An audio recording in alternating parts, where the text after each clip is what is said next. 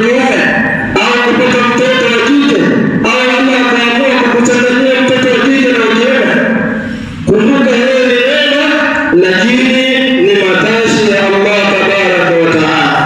Yakhluqu ma yasha, Allah yeye ndiye anaumba kila anachokitaka.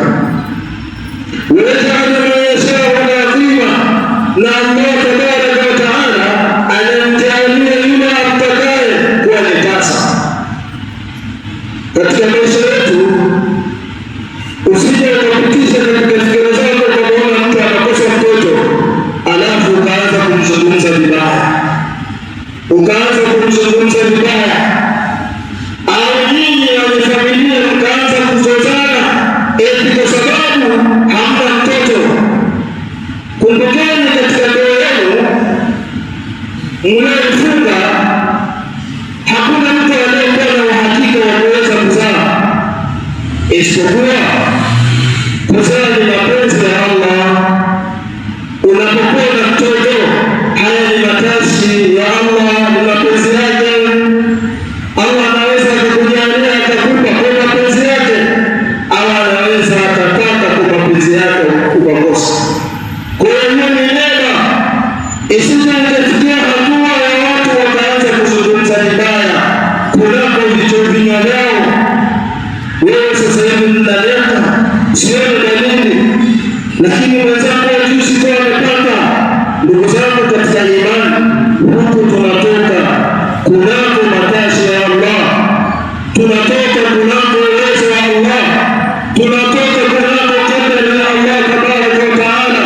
Kupata mtoto sio ujanja wa mtu, bali ni mapenzi ya Allah tabaraka wa taala juu ya waja wake. Wewe usije kutoka katika fikra zako kuona kwamba wewe kupata mtoto ikawa wewe kuona kwamba wewe ni mjanja. Hapana ndugu zangu katika imani, haya ni mapenzi ya Allah. Yakhluqu ma yasha wa yahbu liman yashau inatha wa yahbu liman yashau dhukura au yuzawwijuhum dhukrana wa inatha. Haya yote ni mapenzi ya Allah tabaraka wa taala. Waja'ala ma yashau aqima, na Allah anajalia yule anayetaka akampa mtoto, akampa utasa.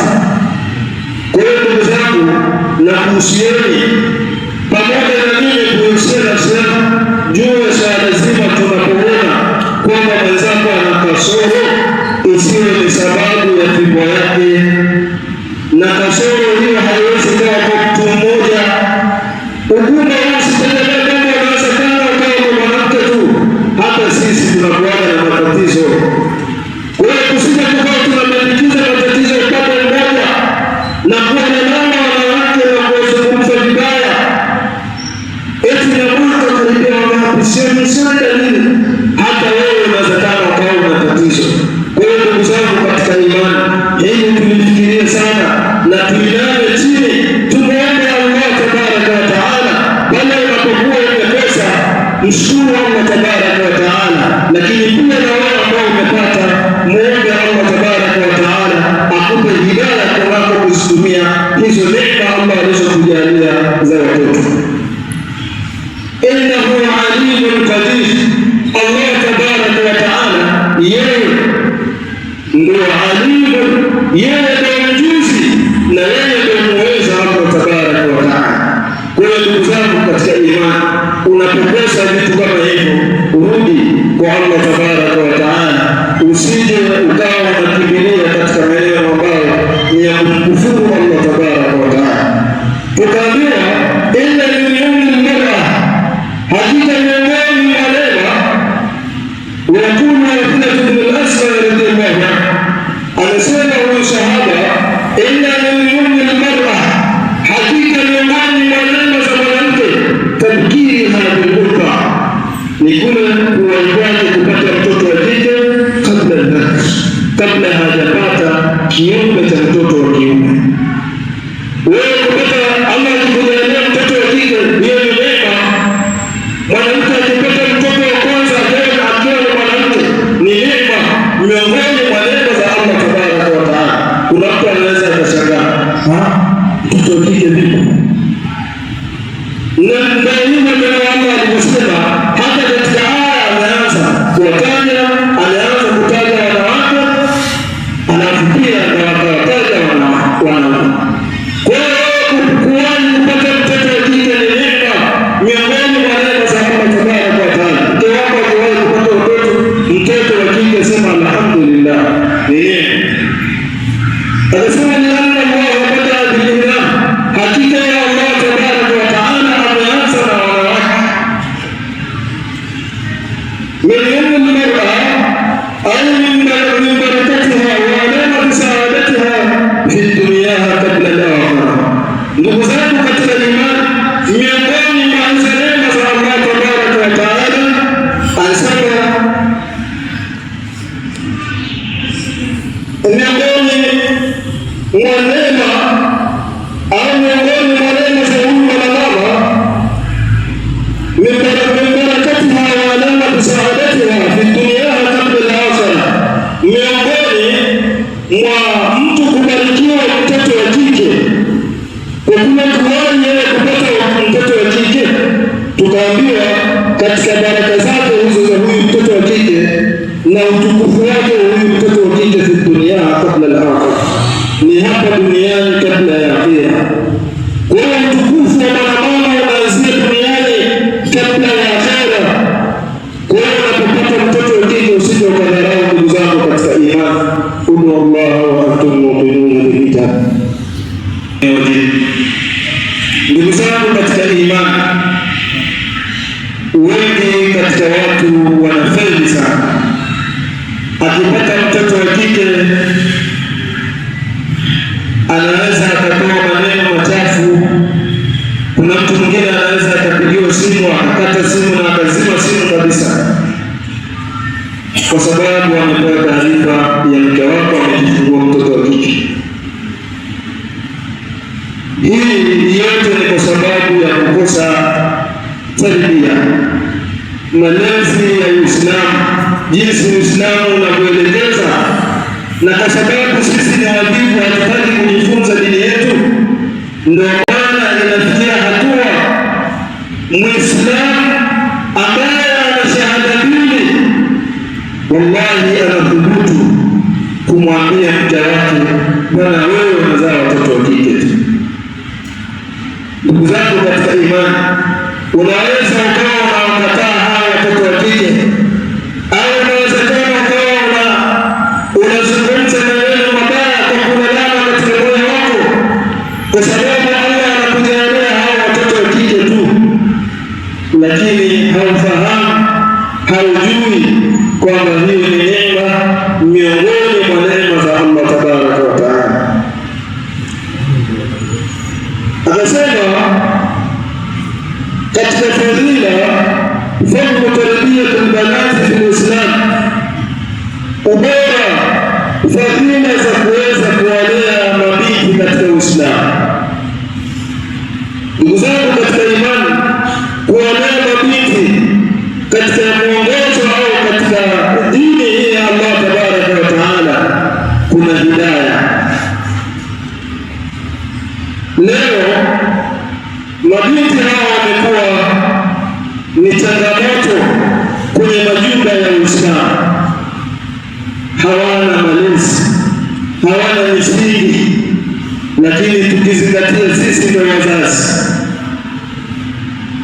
wallahi mabinti wamekuwa ni mtihani, na ndio hao wanajitangaza kwenye media, kwenye mitandao mbalimbali. Mabinti zetu hawa eti wanatafuta waume kwa kupitia WhatsApp. Wewe na binti yako mpaka leo hawajaolewa, kwa nini haujiulizi ni kwa sababu gani wanaume hawaji kwako? Kwa sababu unakuja kumposa binti yako. Ugonjwa uko wapi na tatizo liko wapi? Inawezekana ikawa tatizo ni wewe, kwa sababu haujampa binti yako malezi. Ndio maana binti yako anazidi kuzunguka na kutangatanga huko na huko, kwa sababu hana tarbia, hana malezi. Ndugu zangu katika imani, tukazungumza ya kwamba walasafi shadid, na ni masikitiko yaliyokuwa makubwa, annana yafaluhu baadhi nnas, kwa wale ambao wanafanya baadhi ya watu, idha bushira bilmuntha taskhatu min dhalik, mtu anapewa bishara amepata mtoto wa kike, basi mtu huyu anachukia kutokana na kitendo cha kuambiwa kunako familia yake alizaliwa mtoto wa kike.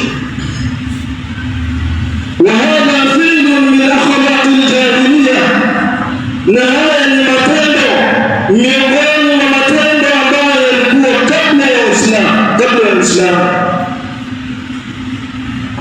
kwa sababu zama za kabla ya Uislamu kuna watu walikuwa wakizika mabinti zao wakiwa hai kwa kuhofia kwamba nyumba yake imepata mtoto wa kike ni aibu.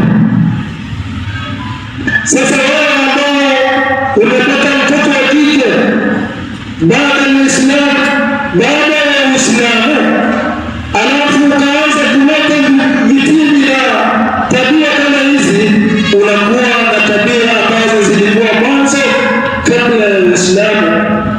Mtume sallallahu alaihi wasallam hajatimilizwa. Haya ni matatizo yalikuwa mwanzo, watu walikuwa hawajui Uislamu wao, kwanza walikuwa hawajui dini, walikuwa hawajui haya, walikuwa hawajui ubora wa mwanamke, wakawa wanafanya vitendo vya kikatili pamoja na kuwazika mabinti zao wakiwa hai, ili kuonekana nyumba yao imepata udhalili. Asema min akhlaqi al-jahiliya, hizi ni katika tabia za jahiliya kabla ya Islam, alladhina watu ambao damahum Allah fi qawlihi, Allah tabaraka wa taala amewazungumza ndani ya kitabu chake akisema, wa idha bushira ahaduhum bil untha dhalla wajhuhu muswaddan wa huwa kadhib. Asema idha bushira ahaduhum bil untha, anapopewa bishara mmoja wao kwa kupata mtoto wa kike, asema dhalla wajhuhu, uso wake unabadilika, unakuwa mweusi. Asema wa huwa kadhib, naye hali ya kuwa amechukiwa, ana hasira, kwa nini amezaliwa kwa mtoto wa kike. Watawala mwenekani, mtu huyu anajitenga na watu, misuri bushrabi, kwa ubaya kila alichopewa bishara, kwamba leo katika familia yako amezaliwa mtoto wa kike. Mtu huyu anafikia hatua anajitenga, hataki mazoea na mtu, kutokana na ubaya wa kupewa bishara yote mtoto wa kike imekuwa ni habari mbaya kwake. Asema aliyomsiku ataishi na huyo binti juu ya majiko, au yadisuhu fi turab, au atamzika huyo binti katika mchanga. Asema Allah tabaraka wa taala, ala kabweni saa ma yahkumun, ni ubaya ulioje katika yale ambayo wanayahukumu, yani yale ambayo wao wanajichukulia sheria mkononi. Huu ni ubaya, na huku nikionekana kwamba mtu hana radhi au haridhi matashi ya Allah tabaraka wa taala kwake. Kwa hiyo hizi ni vitu ambavyo vilikuwa kabla ya Uislamu, lakini sasa ndugu zangu, zama zetu hizi ambazo Uislamu umetufika, tubadilike. Unapopewa bishara ya mtoto wa kike usichukie, usiwe na manunguniko. Hiyo ni neno miongoni mwa neno za Allah tabaraka wa taala. Jambo la kwamba wala ya'lamu al-insanu wala hafahamu mwanadamu aina takunu al-khayriya, ni wapi inaweza ikawa ni kheri kwake. Qala Allah taala, akasema Allah tabaraka wa taala, fa in